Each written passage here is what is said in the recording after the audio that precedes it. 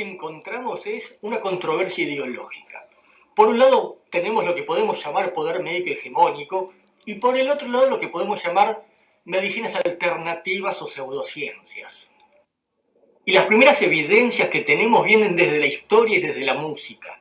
Civilizaciones antiguas, 4000 años antes de Cristo, ya usaban aparentemente el cannabis con algún uso medicinal. Entonces la pregunta es, ¿por qué 6000 años después nos estamos acordando de que existe el cannabis y de que podría tener un uso?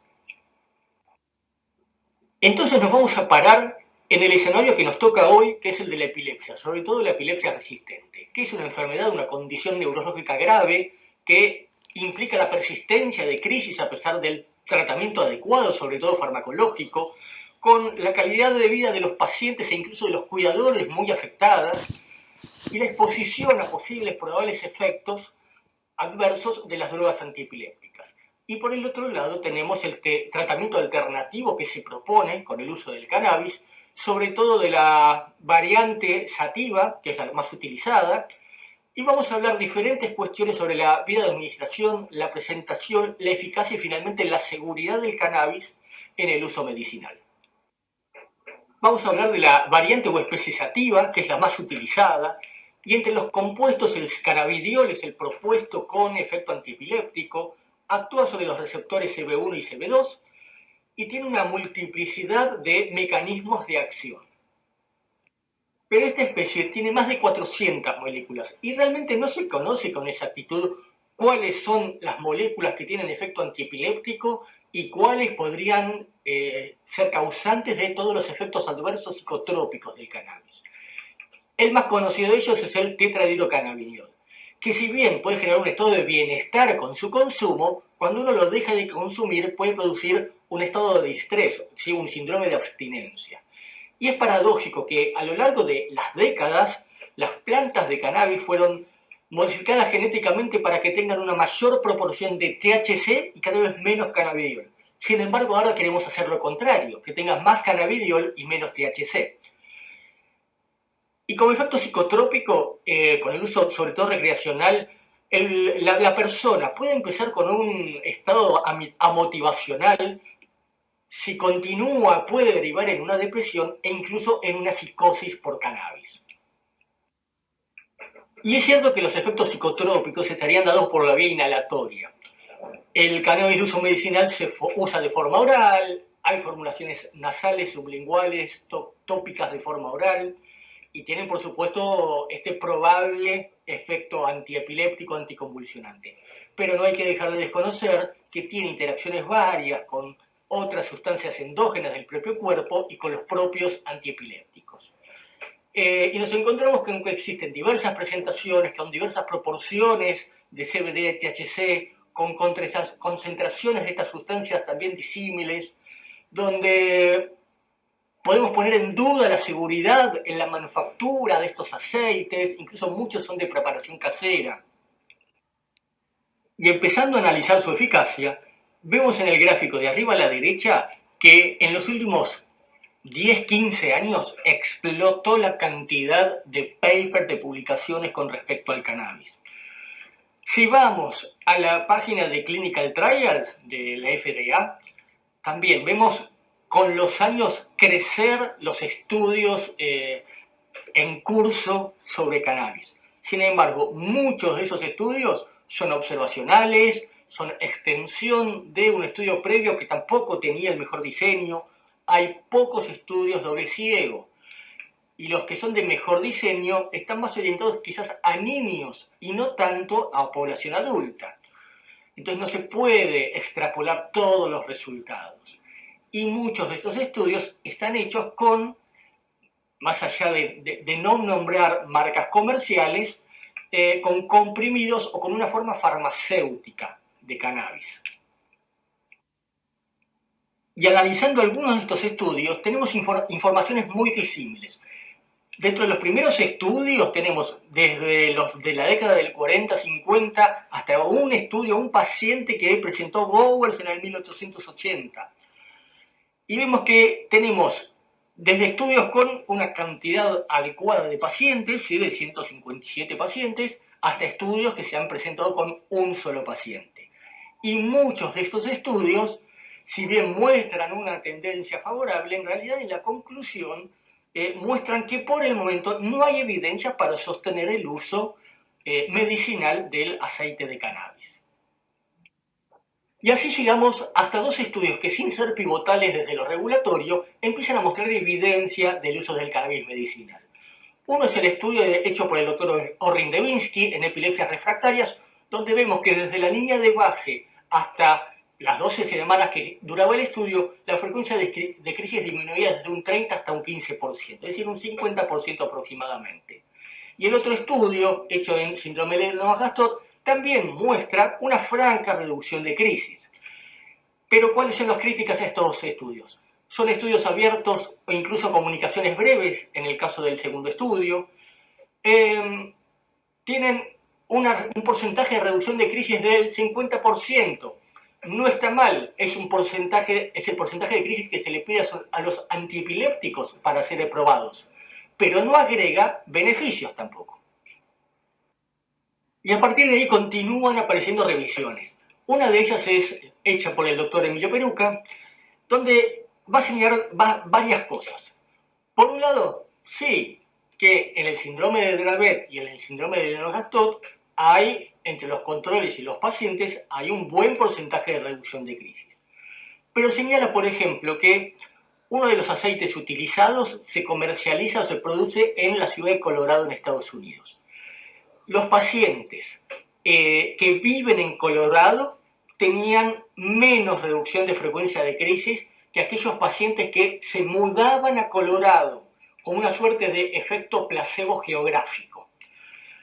Y también muestra que, si bien no es tanto de la eficacia, es más de los efectos adversos, en uno de estos estudios, entre pacientes que tomaban CBD y los pacientes controles, como efecto adverso, había un 11% de pacientes que presentaban más crisis con el cannabidiol que en el grupo placebo.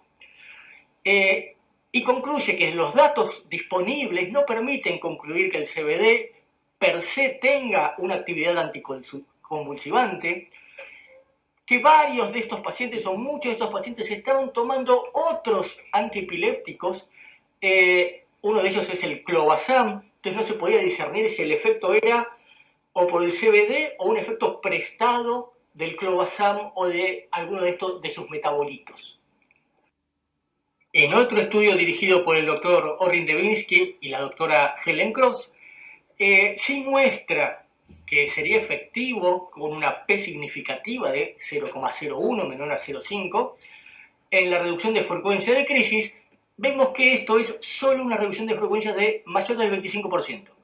No alcanza el 50% que deben alcanzar otros antiepilépticos para ser aprobados. Y cuando hacemos un análisis de para qué tipo de crisis o en qué caso serviría, ahí no está. Para el total de crisis no es significativo y tampoco si analizamos los diferentes tipos de crisis. Entonces quizás para algunos sí y otros no. Y empieza a ser un ajedrez continuar defendiendo el no, porque empiezan a aparecer papers ¿sí? que ofrecen evidencia de buena calidad. Así aparecen los estudios controlados, randomizados de doble ciego, donde vemos que hay reducción del total de las crisis, hay una reducción de las crisis atónicas, sobre todo de caída cefálica. Esto se ve en el periodo de tratamiento y en el periodo de mantenimiento, pero cuando uno ve un poco la letra chica de estos estudios, empieza a ver que también esto es a expensas de una reducción de la frecuencia de crisis de un 25%, y donde el efecto sobre el total de las crisis es a expensas del efecto sobre las crisis atónicas, no sobre el total de las crisis. Nuevamente, en otro estudio se demuestra que para las crisis atónicas en el síndrome de Lennox-Gastaut, incluso con diferentes dosis de cannabidiol, como vemos en la figura de abajo a la izquierda, es beneficioso. Pero esto, si vemos el gráfico de la derecha, es también expensa de los pacientes de una reducción de más del 25%. Con un 50% ya la cantidad de pacientes respondedores bajaba mucho, ¿sí? Y los que tenían un mayor beneficio de más del 75% de reducción de crisis eran apenas 3 pacientes. Nuevamente, el beneficio es a expensas de las crisis atónicas, no del total de las crisis, y a expensas de una reducción relativamente baja en porcentaje al menos de frecuencia de crisis. Y nos queda por ver la seguridad. En esta diapositiva no les voy a relatar todos los efectos adversos de todas las tablas de todos los estudios. Aquí tienen la diapositiva para que la puedan ver con detenimiento. El cannabidiol, el cannabis de uso medicinal, presenta efectos adversos como cualquier otro fármaco. Puede tener somnolencia, fatiga, cambios en el apetito, tanto aumento como disminución.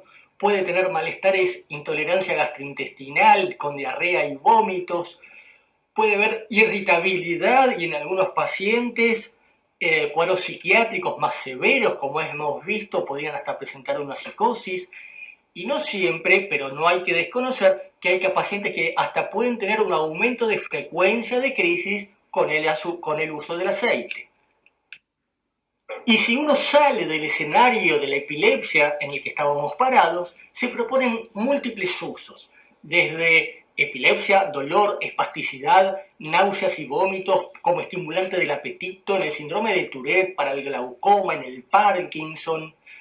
De estos vamos a hablar particularmente de lo que es la epilepsia, que no sea resistente, del dolor, de la espasticidad y el Parkinson.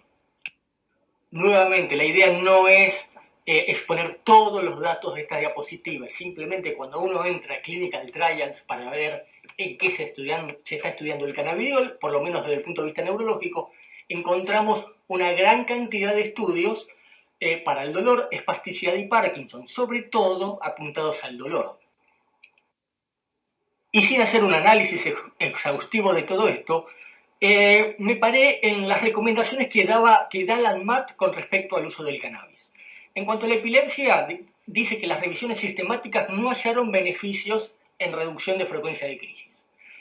En dolor, que en cualquier forma farmacéutica podrían mostrar algún efecto leve o moderado en el tratamiento del dolor, que este es dosis dependiente, que puede ser muy útil si se asocia con otros analgésicos o con terapias alternativas para el tratamiento del dolor.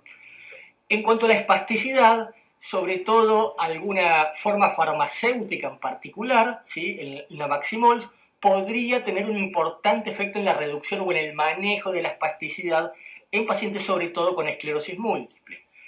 Y cuando llegamos a la enfermedad de Parkinson, la verdad que hoy por hoy no hay ningún tipo de evidencia.